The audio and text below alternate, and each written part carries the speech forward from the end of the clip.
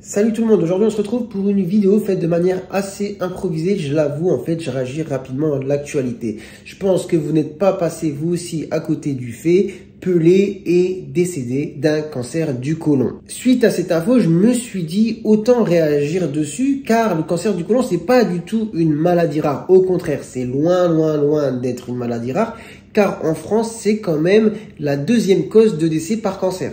C'est le deuxième cancer le plus fréquent chez la femme et le troisième cancer le plus fréquent chez l'homme en France avec environ 43 000 nouveaux cas par an, ce qui est quand même assez énorme. Il faut savoir quand même que ce cancer touche une certaine population car en effet, environ 9 personnes sur 10 atteintes d'un cancer colorectal à plus de 50 ans. C'est ce qui va façonner d'ailleurs un peu le dépistage organisé, je vais y venir juste après. On va juste revenir sur le cancer. Le cancer c'est quoi hein? Comme un cancer d'une autre partie du corps, en fait c'est des cellules qui se développent un peu de manière anarchique et qui vont développer une tumeur. Au début, une tumeur, ça peut être localisé, d'accord, une boule à un certain endroit. Mais en fait, le danger avec les cancers, c'est que si ces cellules qui se développent de manière anarchique disséminent un petit peu partout dans le corps, on se retrouve avec des métastases et là, ça devient très compliqué à gérer. Maintenant, si on s'arrête sur le cancer du côlon, existe-t-il justement des facteurs de risque qui vont faire qu'on va être plus ou moins sujet à développer ce type de cancer? Alors oui, il y a des facteurs de risque bien identifiés. Deux facteurs identifiés qui sont vraiment des facteurs de risque qui reviennent dans énormément de cancers. Là, je vais pas vous donner de scoop de surprise, mais je pense que c'est bien de faire une piqûre de rappel. Le tabac et l'alcool. Rappelons-le quand même, le tabac et l'alcool sont la cause de dizaines de milliers de morts évitables chaque année en France. C'est triste de le dire, mais c'est une vérité et du coup, c'est important de faire une petite piqûre de rappel. Évidemment, il n'y a pas que ces deux facteurs de risque qui sont impliqués dans la survenue de ce type de cancer. Un autre facteur de risque, forcément, avec le tube digestif, on va retrouver aussi l'alimentation. Une alimentation pas riche en fibres, trop peu riche en fibres et trop riche en viande rouge principalement et en viande transformée. Donc je ne saurais que vous conseiller de manger beaucoup de fruits et légumes, comme on cesse de le rabâcher souvent, mais voilà, c'est une vérité aussi. Manger des fruits, manger des légumes, manger des fibres. D'autres facteurs identifiés comme facteurs de risque du cancer du côlon, le surpoids, l'obésité, la sédentarité, le manque d'activité physique. Ok, ça c'est un peu un tout, mais ça entre aussi dans le cadre des facteurs de risque qu'on peut retrouver d'ailleurs dans d'autres types de cancers. Autre facteur de risque aussi qui est un petit peu à part mais qui va permettre aussi d'établir une stratégie pour faire des diagnostics, de la prévention, c'est les antécédents familiaux. C'est sûr que si vous avez votre père ou votre mère qui a fait un cancer du côlon, surtout si elle l'a fait jeune, bon, là vous avez aussi plus de risques d'en faire un et en termes de stratégie de prévention, j'y reviens après, mais il y aura des choses qui seront différentes que le reste de la population. Bon, maintenant, comment justement prévenir ce type de cancer? Eh bien, la stratégie principale, en tout cas aujourd'hui appliquée en France, c'est le dépistage de sang dans les selles. Comment on fait ça? C'est simple. En fait, à partir de 50 ans, normalement le système est plutôt bien fait, vous recevez une enveloppe chez vous qui vous dit d'aller chez votre médecin pour aller chercher un kit.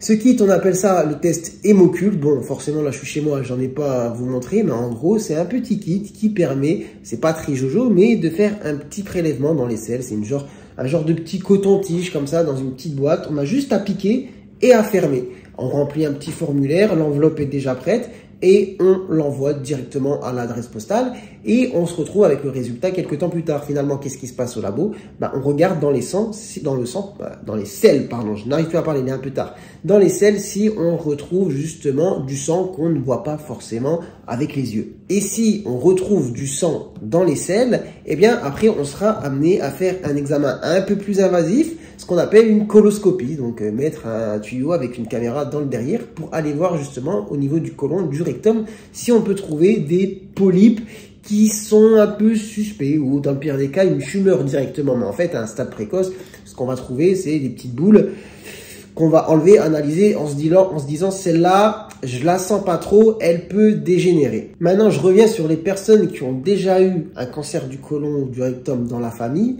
En fait, si vous avez une personne dans la famille qui a eu ce type de cancer avant 65 ans, bon, il faudra faire ce type d'examen, la coloscopie, à partir de 45 ans à peu près. Et si par contre vous en avez deux au premier degré, genre le père, la mère, peu importe l'âge, là pareil, il faudra faire des dépistages par coloscopie de manière très précoce. Après, petite case à part, mais ça ne concerne pas tout le monde, c'est les personnes qui ont des maladies chroniques, inflammatoires du tube digestif.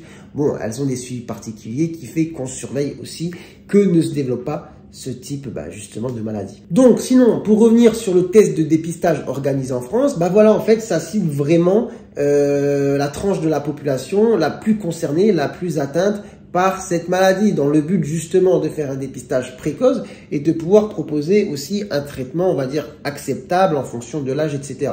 C'est compliqué de mettre en place des stratégies de prévention, etc. En tout cas, pour le cancer du côlon et du rectum, il existe. C'est celui-ci, c'est entre 50 et 74 ans, en tout cas en France. Maintenant, depuis tout à l'heure, je parle de prévention, mais c'est vrai, les gens, je suis sûr, vous allez me poser la question peut-être en commentaire. Ouais, mais comment on peut faire aussi le diagnostic comme ça? C'est quoi un petit peu les symptômes?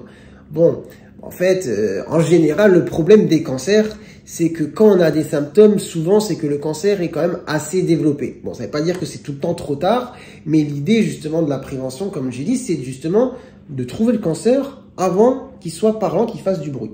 Mais bon, dans le cas où il fait du bruit, pour revenir un peu sur ce que je disais en arrière, vous comprendrez qu'un des symptômes, par exemple, qu'on va trouver, c'est les saignements. Si vous saignez par derrière, de manière régulière, faut consulter. Et souvent, les gens, justement, c'est le problème, en fait, des saignements derrière. Les gens vont dire, non, mais c'est pas grave, j'ai des hémorroïdes.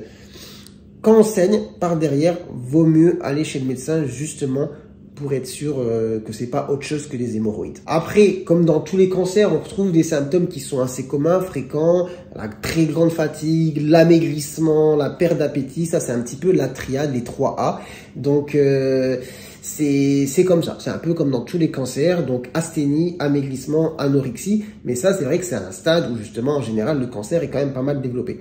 Après, au niveau digestif, on peut avoir aussi des symptômes comme par exemple une alternance entre la constipation, la diarrhée qui est pas habituelle. Voilà, donc ça c'est des symptômes digestifs. Les douleurs, forcément, les douleurs abdominales, la sensation aussi de tout le temps devoir avoir envie d'aller aux toilettes. Ça c'est par exemple le fait d'avoir une tumeur dans le rectum, ça peut donner cette sensation d'avoir tout le temps l'ampoule en fait rectale pleine, avoir cette sensation de devoir y aller alors qu'il n'y a pas forcément quelque chose qui sort. Enfin bref, vous comprendrez que tous les symptômes que j'évoque, c'est des symptômes effectivement qu'on peut retrouver dans le cancer du côlon ou du rectum, mais qui sont présents quand même à un stade où on n'est plus dans le cadre de la prévention. Et cette vidéo, en fait, je voulais rebondir dessus pour faire la prévention. Donc, je ne vais pas m'attarder plus sur les symptômes qu'on peut retrouver quand on a la maladie et qu'on va dire qu'elle s'est développée. Mais en gros, retenez que la prévention, donc ça ne concerne pas forcément toutes les personnes qui vont regarder cette vidéo, ça dépend un peu des tranches d'âge, mais c'est bien à n'importe quel âge de savoir comment ça se passe. Donc entre 50 et 74 ans, il y a un dépistage organisé en France, et vous savez que le taux de participation est très faible. Il y a à peu près seulement 35%, donc une personne sur 3, qui fait le dépistage, alors que c'est un dépistage gratuit qu'on fait tous les 2 ans, qui est pas invasif, il suffit juste, voilà, c'est pas agréable à faire, mais de piquer, voilà, son caca une fois et d'envoyer une enveloppe à la poste. C'est tous les 2 ans, c'est gratuit et ça peut sauver des vies. Et il y a que 35% de la population qui le fait. Donc, s'il vous plaît, quand vous recevez votre enveloppe, allez chez votre médecin pour faire votre dépistage. Si vous n'avez pas l'âge, mais que vous avez des parents, dites à vos parents, est-ce que papa, maman, est-ce que tu as fait ton dépistage du cancer colorectal? Et après, pour les plus jeunes qui peuvent être concernés, c'est effectivement si vous avez des gens dans la famille qui ont eu ce type de cancer, allez consulter pour faire un petit peu de point, surtout si voilà, c'est une personne au 1er degré qui a eu un cancer avant 65 ans, ou si vous avez carrément 2 personnes dans la famille au 1er degré qui ont ce type de cancer. Voilà. Bon, franchement, je ne vais pas en dire plus. Il n'y a pas besoin d'entrer plus dans les détails. C'était vraiment une vidéo axée prévention en rebondissant un petit peu sur l'actualité. Les messages passent souvent plus facilement aussi comme ça. Donc, sur ce, écoutez, moi, je vous souhaite une très bonne soirée et je vous dis à très bientôt pour de nouvelles vidéos. Allez, ciao, ciao.